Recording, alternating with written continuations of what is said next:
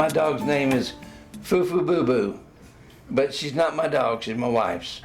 When I come in the door, and even if I meet, 3 or 4 people out front ready to come in all at the same time, it gets my mindset. It gets me like pumped. You know what I mean? When I was 16, I didn't ask for a car. I asked for grooming supplies, for scissors and some clippers. I've been grooming since 1992. I mean, I was grooming a lot younger than that. I used to get in trouble for flipping our dog and giving him crazy haircuts when I was little. She gets excited when we're coming. I used to take her to another groomer and they would butcher her, and I was so embarrassed, and so was she. So when I came here, they did a better job. The dog likes it, yeah. That's all I care about. I started in a grooming shop in Forest Park and started out bathing and drying dogs.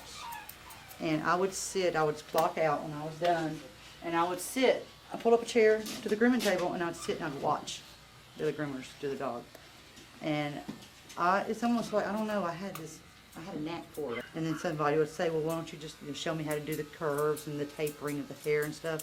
And the rest of it was just like a snowball. Honestly, the very first dog I did, I said, okay, is it done? She looked over there and started laughing. She said, you made it look like a monster. A lot of people don't think of it as real work. And it is very, very hard work. It's a job for certain people, it's just like everybody can't be a waitress and have to deal with this, the bad customers. Everybody can't be a CEO or a banker. It's not a job that anybody can just fall into just because they don't know what else to do, because they'll end up hurting a dog or hurting themselves. I like the curve, anything with a little bit of wave and body to the hair. That way you have a lot of different options of what to do. I like hand scissoring. I love hand scissoring. A lot of people will use the snap-on combs.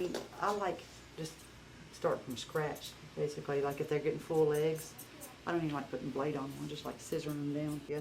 And we have to teach them how to stand still. It's something that's not, every dog don't know when they get on the table that they got to be still. You have to teach them. And it's just a process. It takes a lot of patience. And it's not something we're born with either, so.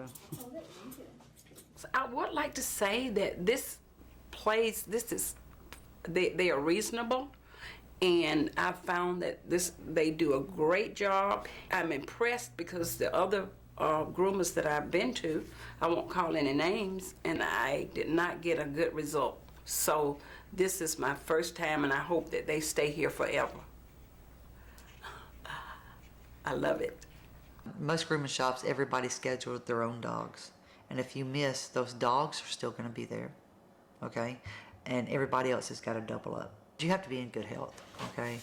But even though that you're in good health does not mean that you're not going to suffer from the job. I mean, I've had carpal tunnel surgery in both hands.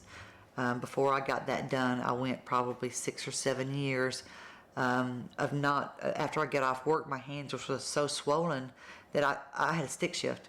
I had to put my hand on top of the stick shift like this and steer like this because I could not close my hands. You don't have all these beautiful show dogs that come in.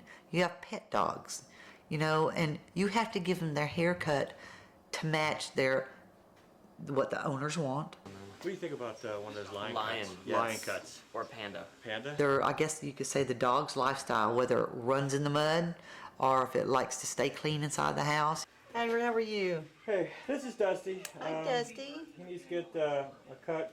You do designer cuts, and if they want a show cut, we'll do our best. The decision is ultimately up to the one paying.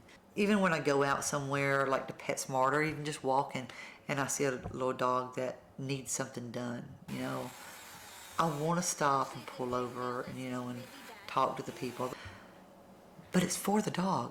It's not for the people. It is for the dog. They are my first priority. What do you enjoy most about grooming dogs? The before and afters, and the reaction of the customers and the different way the dog feels when it leaves. It'll come in just like moping and sad, and especially if they've been matted up or have a lot of fleas on them. And you get them cleaned up, and then they're bouncing around like a little puppy. I like to see that. I've had to sacrifice a lot. It is my first love. I have missed out on so much of my kids for grooming. It's because of the time and the effort that I put into it. Sometimes I wish it never was like that, but I'm sure that they're going to find something that they love just as much. I do not want people flocking to it because they think it's easy. It's hard. It's a hard job to do. It's hard on your body. It's hard on your family.